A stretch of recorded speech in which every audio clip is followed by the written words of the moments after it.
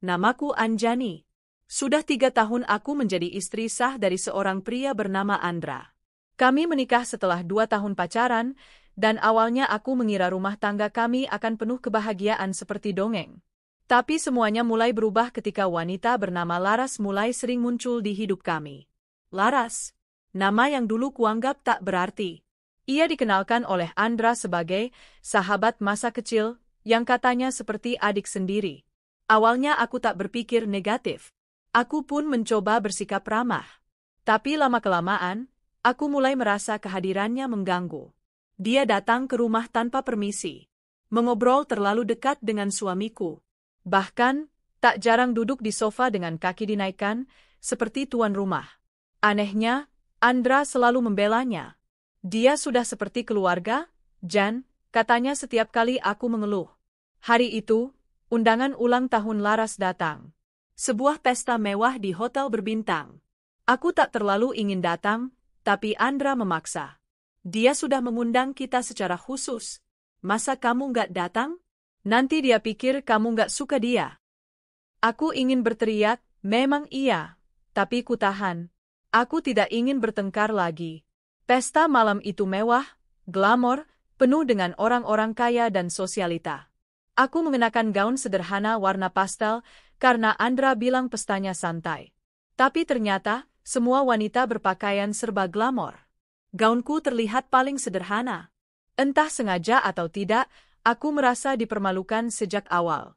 Laras menyambut kami dengan pelukan hangat ke Andra, dan hanya senyum tipis ke arahku. Anjani, kamu datang juga. Wah, gaun kamu klasik banget ya. Vintage banget. Dari butik mana tuh? Tanyanya dengan suara keras yang sengaja dibuat polos, padahal semua tamu mendengar. Beberapa wanita di belakangnya cekikikan. Aku menahan napas, memaksa tersenyum. Terima kasih, Laras. Ini bukan dari butik, aku jahit sendiri. Loh? Serius? Wah, hebat ya. Jarang ada istri pejabat kantor seperti kamu yang masih suka jahit sendiri. Hemat banget, katanya sambil tersenyum, tapi senyumnya seperti pisau. Aku ingin pergi. Tapi Andra justru tertawa. Memang Anjani beda, dia suka yang sederhana. Bukan kayak kamu, Laras, yang tiap minggu ganti tas, ujarnya sambil bercanda. Laras pura-pura cemberut dan memukul pelan lengan Andra. Sentuhan itu membuat darahku mendidih. Acara berlangsung, dan aku hanya menjadi penonton. Laras sibuk menjadi pusat perhatian. Andra menemaninya kemana-mana. Saat sesi makan malam, aku duduk sendiri sementara mereka tertawa bersama tamu lainnya. Aku merasa seperti orang asing di pesta suamiku sendiri. Sampai akhirnya, kejadian itu terjadi. Seorang pelayan membawa nampan minuman, dan tanpa sengaja menumpahkan minuman ke dres Laras. Laras langsung menjerit dramatis, dan pelayan itu meminta maaf berulang kali. Aku yang duduk paling dekat, spontan memberikan tisu dan berkata, "Maaf ya, mungkin pelayannya kelelahan. Sudah banyak tamu sejak sore." Tapi Laras justru memelototiku. "Kamu nyalahin aku sekarang? Aku korban di sini, Anjani. Gaunnya baru, tahu." Aku menahan diri untuk tidak terpancing. Tapi suamiku malah datang dengan wajah kesal. "Anjani, bisa nggak sih kamu nggak selalu komentar? Ini lagi-lagi kamu bikin suasana jadi tegang." Aku membeku. Semua mata memandangku. Seorang istri dimarahi suaminya, di depan semua tamu karena membela pelayan. Aku cuma bilang, "Udah, diam." "Diam." Kata itu memukulku lebih keras dari tamparan. Bahkan pelayan itu tampak bersalah padaku. Tapi Andra tak peduli. "Sudah biasa ya, istri yang sok pintar tapi bikin malu sendiri." Seloroh salah satu teman Laras, disambut tawa kecil di meja sebelah. Aku tak kuat lagi. Kutinggalkan pesta dengan langkah cepat. Andra tak mengejar. Malam itu, aku duduk sendiri di tepi ranjang. Makeupku masih sempurna, tapi hatiku porak-poranda. Di meja rias, kuletakkan anting pemberian Andra saat ulang tahun pernikahan kami yang pertama. Kutatap wajahku di cermin. Apa aku memang sudah tak berharga baginya? Tiba-tiba wajah Laras terbayang. Senyumnya, tatapannya ke Andra, caranya berbicara, dan bagaimana suamiku selalu membelanya. Aku bangkit. Menuju lemari. Mengambil tas Andra yang belum sempat ia bawa. Kubuka dan kutemukan dompetnya. Kartu hotel, bon makan malam 2 orang di restoran Jepang, dan tiket bioskop, 2 lembar. Dengan hati gemetar, kubuka ponsel Andra. Dia tak pernah mengganti sandinya. Dan di sanalah pesan-pesan itu. Laras, nanti pulangnya jangan lewat rumah dulu ya. Kita ke apartemen yang biasa aja. Aku udah siapin wine favorit kamu tanda ciuman. Andra, siap. Si bodoh di rumah palingan udah tidur. Si bodoh. Itu aku. Istrinya. Yang menyiapkan makan malam, mencuci baju, dan merawat ibunya saat sakit. Malam itu, aku tak menangis. Aku hanya duduk diam. Kosong. Namun, satu hal yang pasti, aku tidak akan tinggal diam. Aku bukan wanita lemah. Aku hanya sedang menunggu waktu. Kalian pikir aku bodoh? Baiklah. Tapi kalian akan tahu siapa sebenarnya yang sedang mengatur panggung. Pagi itu, matahari bersinar seperti biasa. Tapi di dalam dadaku, badai belum juga reda. Malam pesta ulang tahun itu masih membekas. Kata-kata Andra yang dingin, tatapan Laras yang menghina, dan tawa para tamu yang mengejekku seolah terus memutar ulang dalam pikiranku. Andra pulang larut malam, bahkan tidak memberitahu lewat pesan. Ketika ia membuka pintu kamar, aku pura-pura tidur. Tapi telingaku waspada. Anjani, gumamnya pelan, entah merasa bersalah atau sekadar basa-basi. Ia hanya mencium keningku singkat, lalu masuk ke kamar mandi. Beberapa menit kemudian, aku mendengar suara air menyala, sementara ponselnya diletakkan begitu saja di meja rias. Jantungku berdetak cepat. Tanganku bergerak tanpa kendali. Dengan cepat, kupindai isi ponselnya, semua pesan WhatsApp, email, galeri, hingga catatan. Dan semuanya seperti membuka pintu menuju kebenaran yang menyakitkan. Mereka bukan hanya berselingkuh. Mereka sudah lama melakukannya. Ada ratusan pesan. Laras mengirim foto dirinya dengan lingerie, Andra membalas dengan emoji dan kata-kata vulgar. Bahkan mereka sering menyebut namaku dengan sebutan, si lemot, si bego, dan istri kampungan. Air mataku jatuh. Tapi bukan karena sedih, melainkan marah. Tak hanya itu. Di galeri tersembunyi, ada rekaman video mereka berdua di sebuah villa. Mereka tampak mesra, tertawa bersama, dan berciuman. Tanganku gemetar. Tapi aku memaksa diri untuk tetap tenang. Lalu ku transfer semua data itu ke flash disk rahasia yang sudah lama kusimpan di laci meja. Aku sadar, tak ada gunanya berteriak atau menangis di hadapan Andra. Pria macam dia, tak akan peduli pada air mata istrinya. Tapi jika aku ingin menjatuhkannya, aku harus bermain dengan cara mereka. Bahkan lebih licik. Sejak hari itu, aku mulai menyusun rencana. Tapi pertama-tama, aku harus meyakinkan mereka bahwa aku tetap bodoh. Aku kembali bersikap biasa. Tak ada protes, tak ada pertanyaan. Bahkan saat Andra bilang akan pulang malam karena meeting urgent, aku hanya tersenyum dan menyuguhkan kopi. Loh? Gak tanya aku meeting di mana? Goda Andra. Aku menatapnya dengan pandangan datar. Aku percaya kamu, Mas. Teman-teman masa kecil kan biasanya jujur. Ia tertawa. Entah sadar sindiran halusku atau tidak. Sementara itu, aku mulai memperkuat posisiku. Aku mulai membuka kembali hubungan dengan teman lamaku, Dina, yang bekerja di kantor yang sama dengan Andra. Aku menelepon Dina diam-diam dan jujur tentang perselingkuhan ini. Awalnya dia kaget, tapi tak lama kemudian ia bersedia membantuku. Aku nggak suka sama Laras dari dulu. Dia terlalu sok. Banyak pegawai juga udah curiga mereka ada apa-apa.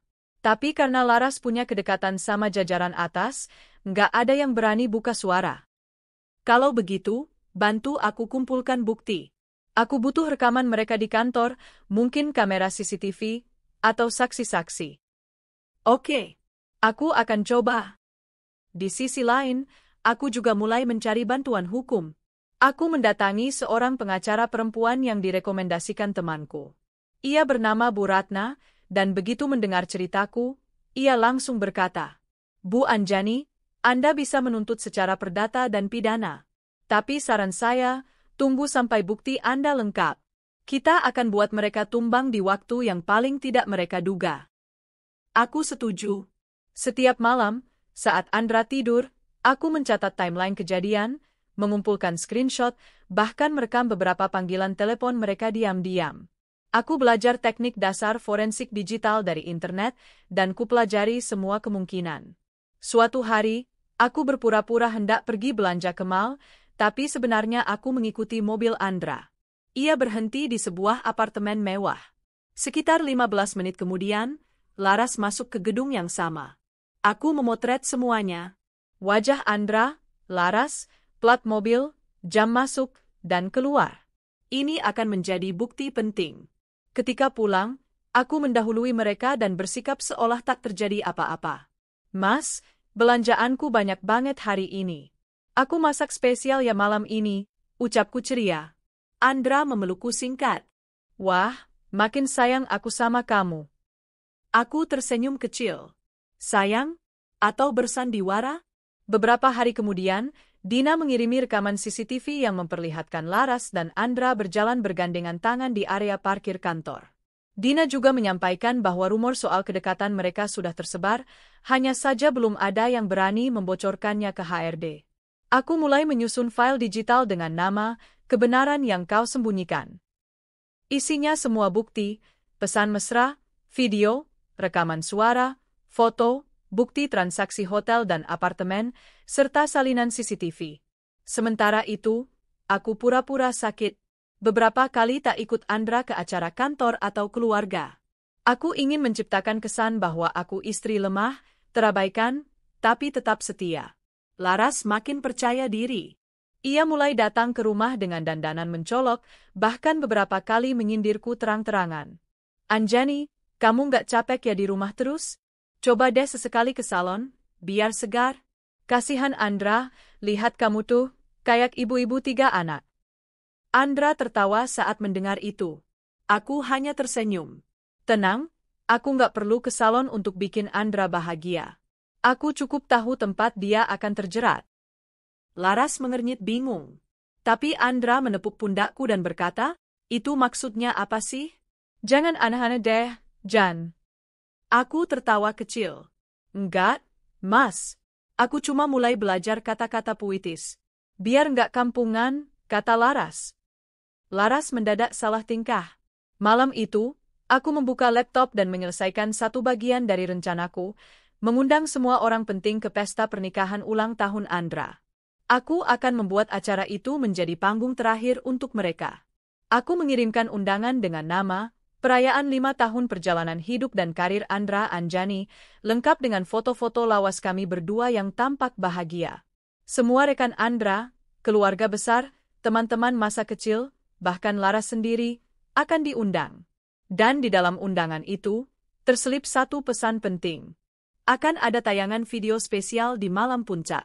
Sebuah persembahan dari hati terdalam Anjani untuk Andra. Aku tersenyum puas. Sudah cukup aku menjadi wanita baik. Sudah cukup aku mengalah.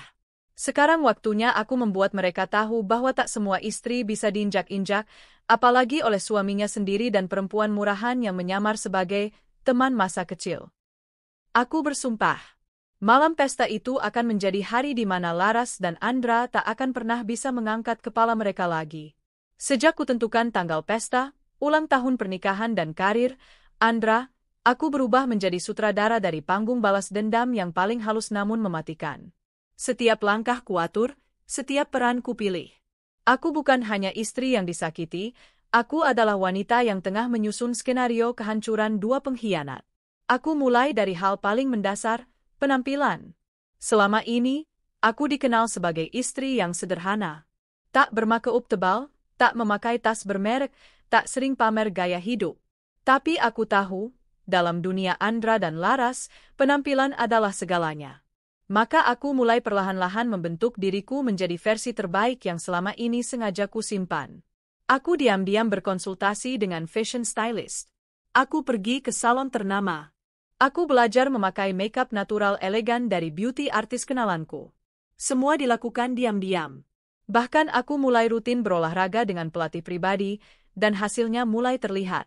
Andra melihat perubahanku, tapi reaksinya mengejutkan. Kamu nggak usah terlalu dandan, Jan. Aku lebih suka kamu yang apa adanya. Aku tersenyum lembut. Memangnya aku dandan untuk kamu? Ia tertawa kecil, menganggapnya candaan. Tapi aku serius. Sementara itu, rencana acaraku berjalan lancar. Tim event organizer yang kutunjuk mulai bekerja. Aku menyewa ballroom hotel mewah tempat kami dulu mengadakan resepsi pernikahan. Sekilas, orang akan mengira aku wanita yang sedang merayakan cinta. Padahal, cinta itu sudah lama dibunuh oleh pengkhianatan. Aku memilih dekorasi yang anggun, elegan, dan serba putih. Katanya putih itu lambang kesucian, aku ingin menunjukkan bahwa aku tak bernoda. Bukan aku yang curang. Bukan aku yang menjilat ludah sendiri. Di antara jadwal sibuk menyiapkan pesta, aku masih berpura-pura sebagai istri penurut. Andra semakin merasa tenang. Ia bahkan mulai membiarkan Laras datang lebih sering. Satu hari, saat aku sedang membuat jus di dapur, Laras masuk dan dengan santainya duduk di meja makan. Jan, nanti kamu pakai dress warna apa di pesta itu? Aku takut nyamain. Kan aku juga datang. Aku berhenti mengupas jeruk, lalu menoleh sambil tersenyum. Pakai saja apa yang kamu suka, Laras. Aku nggak keberatan. Lagi pula, bukan kamu yang jadi pusat perhatian malam itu. Tatapannya berubah seketika, tapi ia tertawa ringan. Iya juga sih. Kamu kan ratu malam itu. Aku tahu maksudnya menyindir. Tapi biarlah. Dia akan menyesal pernah berkata seperti itu. Aku makin sering mengajak Laras ngobrol. Pura-pura akrab. Membuatnya merasa nyaman dan tak curiga. Bahkan, suatu malam, aku menyarankan agar Laras duduk berdampingan dengan Andra di acara nanti. Kamu kan sahabat Andra sejak kecil. Kamu pasti tahu banyak hal tentang perjalanan karir dia. Nanti pas segmen testimoni, kamu bisa cerita lucu-lucu. Matanya berbinar. Ia pikir aku bodoh. Tapi justru di sanalah aku akan menjebatnya. Selama beberapa hari ke depan, aku menyusun tayangan video, kejutan, yang akan diputar di acara. Awalnya, Io menyarankan tayangan kompilasi foto pernikahan dan perjalanan hidup kami. Tapi aku punya versi sendiri. Video berdurasi 5 menit itu kubuat dengan hati-hati. Kubuka dengan kisah cinta Andra dan aku, bagaimana kami bertemu, menikah, dan membangun rumah tangga. Lalu perlahan, klip demi klip mulai bergeser, menunjukkan wajah asli dari mereka berdua. Foto-foto mesra Andra dan Laras. Cuplikan video mereka di apartemen. Rekaman suara panggilan mesra. Dan akhirnya, sebuah pesan dari diriku yang penuh ketenangan, tapi menikam. Ketika cinta berubah menjadi pengkhianatan, aku tak perlu marah. Aku hanya perlu menunjukkan kebenaran. Dan malam ini, aku hadiahkan kejujuran kepada semua orang, agar tak ada lagi yang tertipu oleh topeng sahabat. Io awalnya terkejut dengan konten video itu. Tapi setelah aku tunjukkan bukti hukum yang mendukung, mereka menyetujui. Pastikan semua sound system berfungsi sempurna, kataku. Tenang, Bu. Kami akan buat malam itu jadi tak terlupakan. Tepat seperti yang aku inginkan. 2 hari menjelang acara, Andra tampak sangat bersemangat. Ia mulai sibuk menyusun pidato ucapan terima kasih. Sementara Laras memilih gaun baru dan memamerkannya di media sosial dengan caption, "Can't wait to support Someone very special di hari istimewanya." Aku membacanya sambil tersenyum sinis. Malam sebelum acara, aku memandangi diriku di cermin. Wajahku lebih segar. Mataku lebih tajam. Aku bukan lagi Anjani yang lemah, yang pasrah, yang diam saat diinjak-injak. Esok malam, aku akan mengubur nama mereka di hadapan semua orang yang mereka anggap penting. Hari Haji. Ballroom hotel dipenuhi tamu berpakaian elegan. Rekan-rekan kerja Andra, keluarga besar, bahkan jajaran direksi kantor Andra hadir lengkap. Semua kagum pada kemegahan acaranya. Aku nggak nyangka kamu bisa bikin acara sewah ini, Jan, kata Andra padaku saat kami bersiap di ruang ganti. Ini hadiah untuk kamu, Mas. Atas semua yang sudah kita lewati bersama, jawabku sambil tersenyum. Ia mencium keningku dan berkata, aku bangga punya istri seperti kamu. Aku mengangguk pelan. Aku juga bangga, Karena malam ini kamu akan mendapatkan semua yang kamu pantas dapatkan. Ia tak memahami maksudku. Tapi sebentar lagi ia akan tahu. Acara dimulai. Tamu undangan menikmati makanan mewah. Laras berdiri di dekat Andra, tertawa, menyapa para tamu seperti istri kedua. Sungguh percaya diri. Aku duduk di meja utama, menatap mereka dari jauh. Sebentar lagi, panggung ini akan berubah. MC membuka sesi kejutan. Baik, Bapak dan Ibu sekalian. Inilah segmen yang sudah ditunggu-tunggu, tayangan spesial persembahan dari Ibu Anjani untuk suami tercinta, Bapak Andra. Lampu diredupkan. Semua mata tertuju ke layar besar di panggung. Dan video pun diputar. Awalnya semua tampak normal, cuplikan pernikahan, foto keluarga, perjalanan Andra di dunia kerja. Para tamu tersenyum dan bertepuk tangan. Tapi menit ketiga, musik berubah. Tiba-tiba muncul foto Andra dan Laras berpelukan di balkon apartemen. Suara tertawa berubah menjadi bisik-bisik. Beberapa tamu menoleh ke Andra yang mulai panik.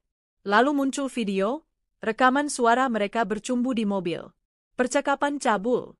Satu persatu, wajah para tamu berubah ngeri. Laras terdiam di tempat. Tangannya gemetar. Dan akhirnya, muncul aku, dengan pakaian sederhana, menatap kamera, berkata dengan nada pelan. Kalian pernah membuatku malu. Kalian pernah membuatku terlihat seperti istri bodoh. Tapi hari ini, aku berdiri di sini bukan untuk membalas dengan amarah. Tapi dengan kebenaran. Untuk semua tamu yang hadir, lihatlah siapa yang kalian anggap sahabat. Dan lihatlah siapa sebenarnya istri yang dikhianati. Lampu menyala.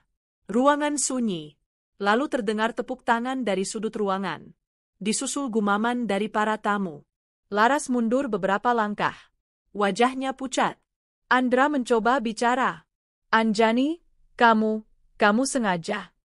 Ya, aku sengaja, kataku tegas sambil berdiri. Aku sengaja menunjukkan siapa kalian. Aku sengaja mengundang semua orang penting dalam hidupmu untuk melihat bahwa kamu bukan pria setia. Dan dia, bukan sekadar teman masa kecil. Beberapa tamu langsung meninggalkan ruangan. Salah satu klien besar Andra berkata dengan suara keras. Kalau begini moralmu, aku tarik semua kerjasama, Andra. Laras ditampar oleh seorang pria, rupanya tunangannya yang selama ini tinggal di luar negeri. Ia berteriak, kamu menjijikkan, Laras. Andra mencoba mendekatiku, tapi aku mengangkat tangan. Jangan sentuh aku. Aku sudah siapkan surat cerai. Dan semua bukti sudah masuk ke pengacara. Kau akan kehilangan lebih dari yang bisa kau bayangkan. Malam itu, aku pergi meninggalkan ballroom dengan langkah tenang. Para tamu menyingkir memberiku jalan. Di luar, angin malam berhembus lembut. Aku menghirup napas panjang. Bukan karena sedih, tapi karena lega. Mereka kini tahu siapa yang bodoh dan siapa yang menang. Setelah malam itu, segalanya berubah. Tidak hanya dalam hidupku, tapi juga dalam hidup mereka, Andra dan Laras. Mereka yang dulu berdiri dengan penuh percaya diri di atas panggung, kini tak bisa berjalan di tengah kerumunan tanpa bisik-bisik dan sorotan sinis. Video pengkhianatan yang kuputar di acara itu menyebar cepat. Beberapa tamu yang hadir ternyata merekam tayangan tersebut dan membagikannya ke media sosial. Dalam waktu 24 jam, wajah Andra dan Laras sudah jadi bahan gunjingan. Kantor tempat Andra bekerja gempar. Ia tidak hanya kehilangan kepercayaan dari rekan bisnis, tapi juga dicopot dari jabatannya. Perusahaan tidak ingin reputasinya hancur karena kelakuan tak bermoral dari salah satu petinggi. Laras, tunangannya, yang ternyata adalah pemilik cabang perusahaan konsultan tempat dia bekerja, langsung mengakhiri pertunangan secara terbuka dan memecatnya dari posisi penting. Tak hanya itu, nama Laras juga diblokir dari beberapa komunitas bisnis wanita yang dulu membanggakannya. Tapi aku tetap diam. Aku tidak membuat klarifikasi. Aku tidak muncul di media. Aku membiarkan publik menilai sendiri. Aku tahu, diamku lebih menusuk dari 1000 pernyataan. Tapi aku belum selesai. Balas dendamku bukan hanya soal mempermalukan. Aku ingin mereka benar-benar merasakan apa artinya kehilangan, dikhianati, dan hidup dalam bayang-bayang rasa bersalah. Aku menyewa penyelidik swasta untuk memantau gerak-gerik mereka. Aku ingin tahu sejauh apa mereka akan jatuh dan sejauh mana mereka masih berani berdiri bersama. Ternyata benar dugaanku, hubungan mereka mulai retak. Laras beberapa kali terlihat mengamuk di apartemen Andra.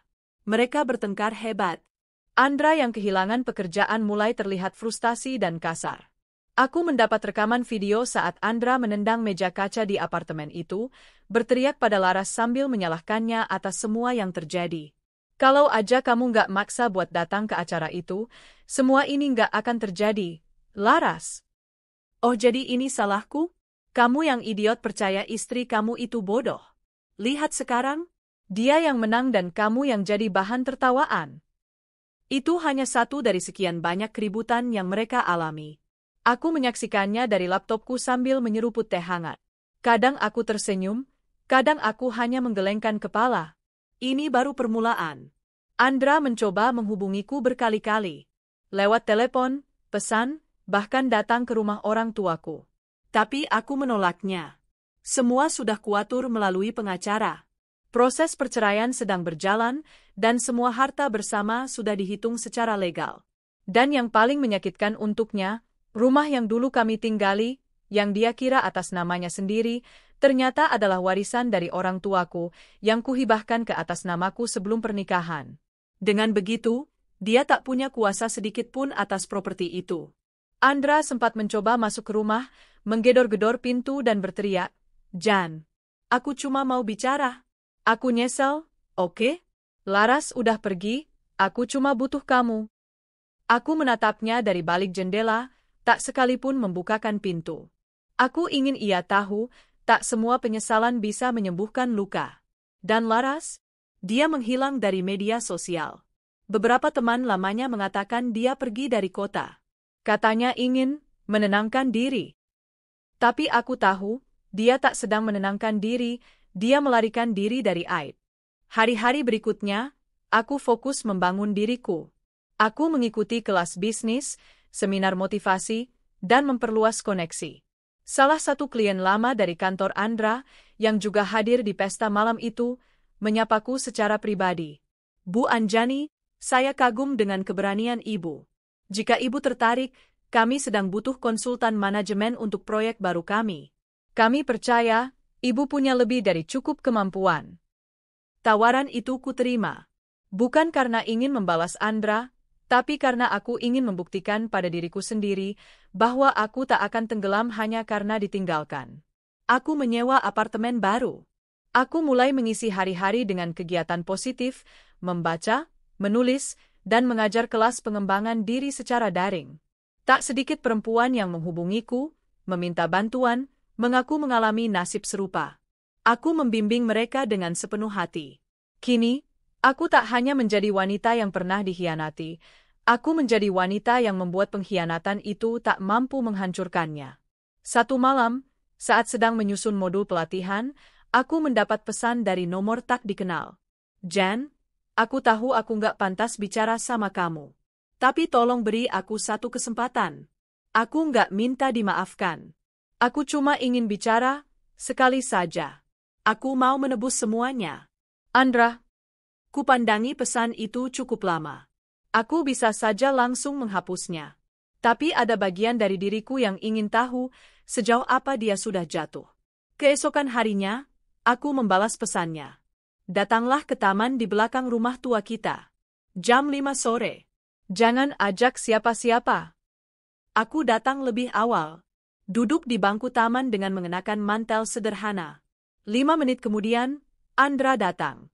Wajahnya lebih tua, lebih kurus, dan penuh penyesalan. Tatapannya kosong, bajunya kusut. Dia menatapku seolah melihat hantu dari masa lalu. "Jan," aku hanya mengangguk singkat. "Apa yang mau kamu bicarakan?" Aku kehilangan segalanya. Pekerjaan, klien, teman, semuanya. Laras pergi. Dia bilang dia muak hidup denganku. Dia tertawa kecut. "Lucu ya. Dulu aku kira dia teman terbaik. Ternyata dia cuma teman saat senang." Aku tetap diam. Aku cuma ingin bilang, aku salah. Aku terlalu percaya diri. Aku kira kamu nggak akan pernah tahu. Aku kira kamu nggak punya keberanian untuk melawan. Tapi kamu luar biasa, Jan. Kamu bikin aku terpuruk hanya dengan satu malam. Aku menatapnya lama. Aku tak berniat membalas, Andra.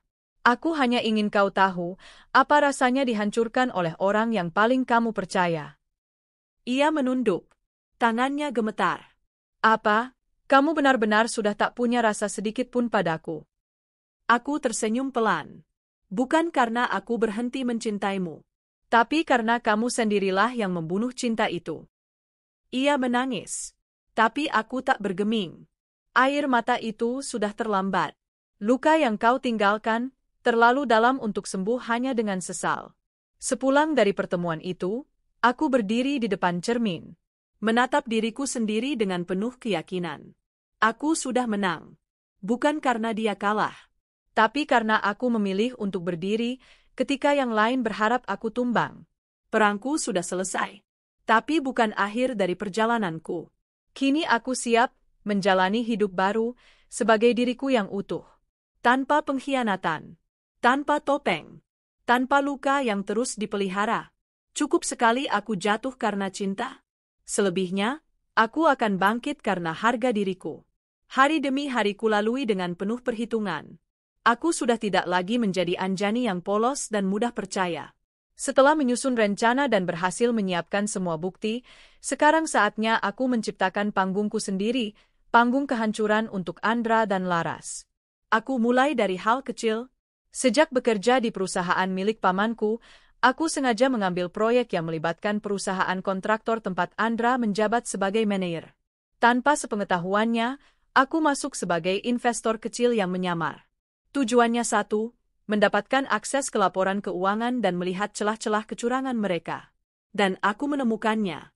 Ada pengalihan dana proyek ke rekening atas nama orang ketiga, Laras. Dandra, adik sepupuku yang bekerja sebagai auditor, membantuku memastikan semua data valid. Aku menyimpan setiap bukti dalam file khusus yang terenkripsi dengan baik. Sementara itu, aku tetap bersikap seolah tak terjadi apa-apa di rumah. Aku masih menyiapkan makan malam, masih tersenyum saat Andra pulang, dan sesekali bahkan menanyakan kabar Laras. Dia baik, katanya mulai nyiapin buka butik sendiri, jawab Andra santai suatu malam. Aku hanya tersenyum sambil menyesap teh. Hebat ya dia, bisa punya modal buka butik di tengah ekonomi lagi lesu begini. Andra tak sadar aku sedang memancing. Beberapa minggu kemudian, undangan pesta ulang tahun perusahaan Andra tiba. Sebuah acara tahunan yang besar akan digelar di ballroom hotel mewah dan dipenuhi oleh para investor, mitra bisnis, dan tokoh penting. Tahun ini lebih istimewa karena perusahaan merayakan pencapaian besar, proyek terbesar yang baru saja mereka jalankan bersama perusahaanku. Ini saatnya. Aku akan buka semua topeng itu di tempat di mana harga diri mereka berada di puncak. Kupilih gaun malam berwarna merah marun, rancangan seorang desainer terkenal yang dulu pernah ditolak Laras karena terlalu klasik.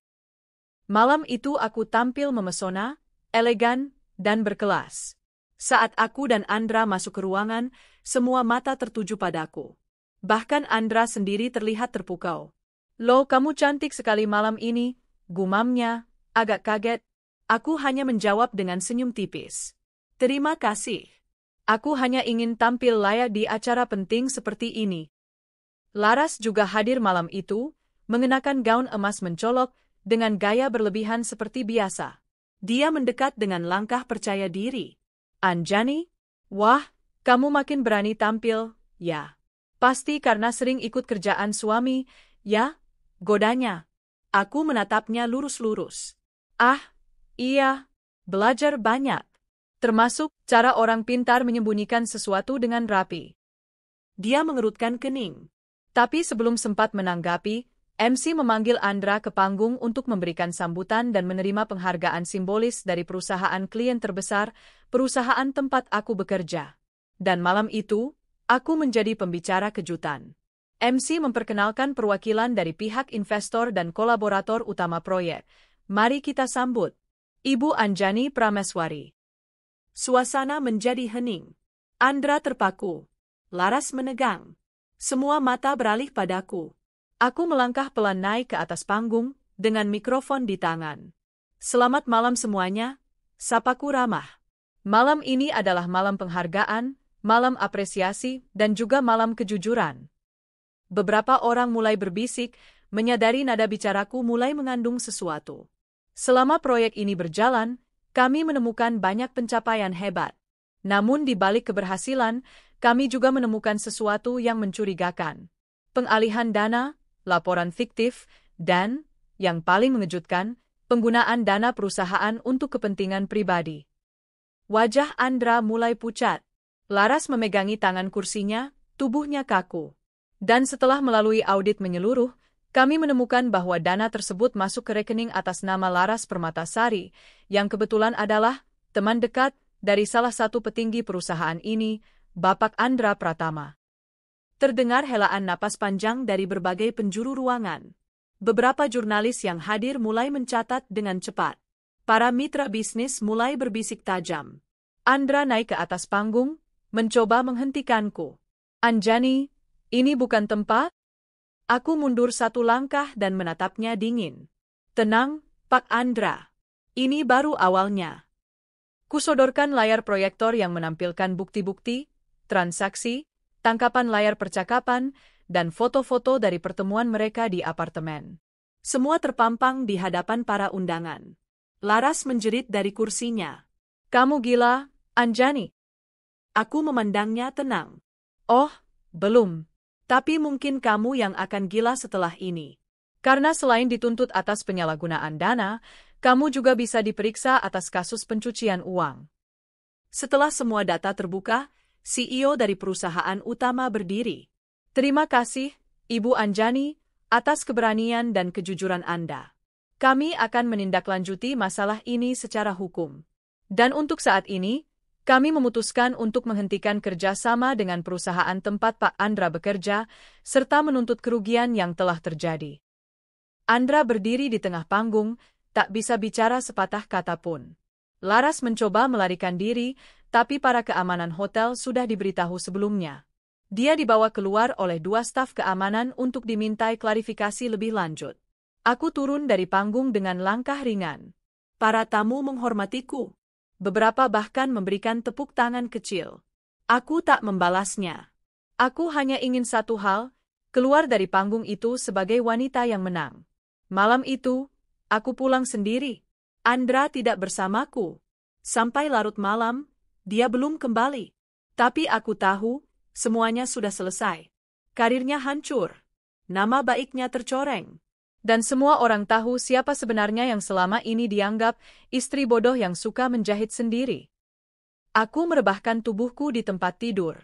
Bukan dengan perasaan puas, tapi dengan kelegaan. Akhirnya, aku bebas. Pagi itu, aku bangun dengan perasaan lega. Tidak ada lagi sesak yang menghimpit dada. Tak ada lagi tangisan diam-diam di dalam selimut. Rumah yang dulu terasa dingin dan penuh kebohongan, kini hanya terasa sepi. Tapi bukan kesepian yang menyakitkan, lebih seperti ketenangan setelah badai. Kupandangi beranda, sinar mentari masuk melalui jendela. Aku duduk di kursi rotan sambil menyeruput kopi. Dandra datang tak lama kemudian. Ia menepuk pundakku lembut. Sudah siap hadapi semuanya, Chani? Aku mengangguk. Sudah. Bahkan aku sudah bersiap jika harus menghadapi Andra terakhir kalinya. Dan benar saja, siangnya, Andra datang. Wajahnya lusuh. Matanya sembab, seolah tak tidur semalaman. Boleh aku bicara? Tanyanya dengan suara parau. Aku mempersilakan, namun tidak memintanya duduk. Aku berdiri di ambang pintu, menatapnya dari jarak cukup jauh.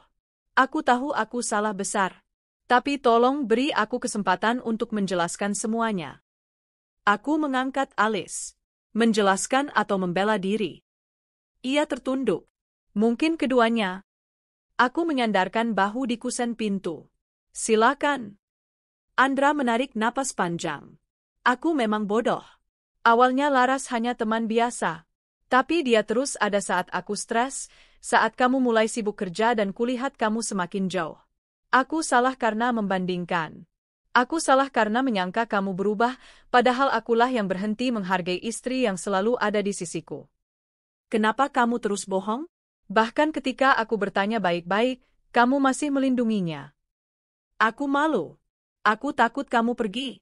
Dan jujur, aku takut kehilangan reputasiku. Aku tertawa pelan. Dan lihat sekarang. Kamu kehilangan reputasi, pekerjaan, dan aku. Dia memejamkan mata. Aku menyesal. Sangat menyesal. Aku menatapnya lama. Di matanya, aku melihat kehancuran. Tapi aku tidak lagi merasa iba. Karena ini adalah hasil dari pilihannya sendiri. Andra, aku sudah memaafkanmu, ucapku pelan. Tapi memaafkan tidak sama dengan menerima kembali. Aku tidak bisa lagi hidup dengan orang yang tidak menghargai aku sebagai istri, sebagai manusia.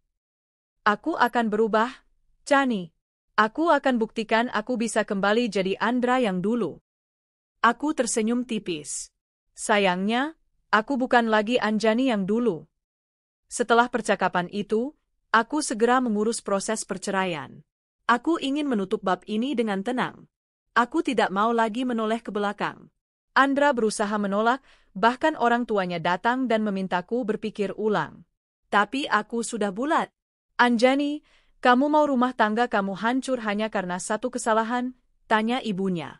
Satu kesalahan? Aku menahan tawa getir. Bu, kalau selingkuh berkali-kali, bohong bertahun-tahun, dan mempermalukan saya di depan banyak orang masih dianggap satu kesalahan, saya jadi bingung berapa banyak kesalahan yang ibu anggap cukup untuk seorang istri pergi. Ibunya terdiam. Ayah Andra juga tak banyak bicara. Mereka mulai memahami bahwa ini bukan sekadar emosi sesaat.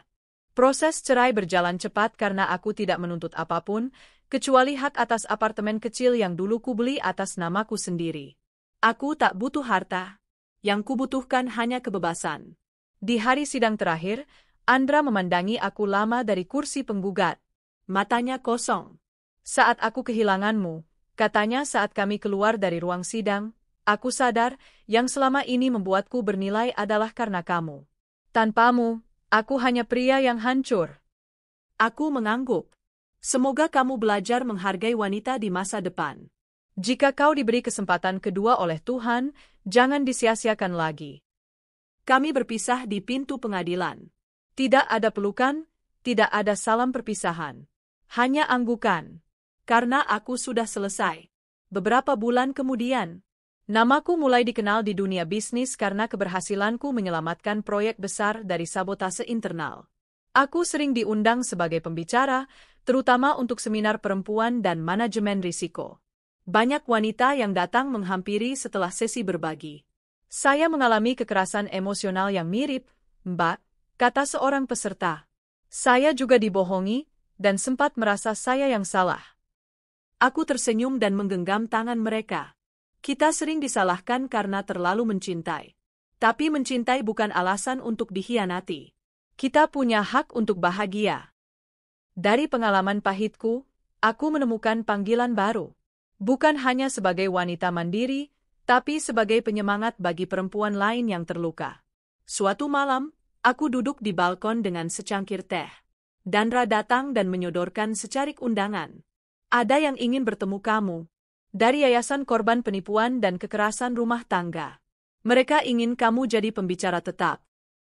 Aku membaca undangan itu, hatiku tergerak. Tak pernah kubayangkan perjalanan hidupku akan sampai di sini. Dari seorang istri yang diam dan terhina, menjadi wanita yang berbicara di panggung untuk menyuarakan keadilan. Lucu ya, Ra. Dulu aku takut bicara. Sekarang aku malah diminta bicara di mana-mana. Dandra tertawa. Dunia butuh suara seperti kamu, Chani. Karena kamu bukan cuma selamat, tapi kamu bangkit dan mengangkat orang lain.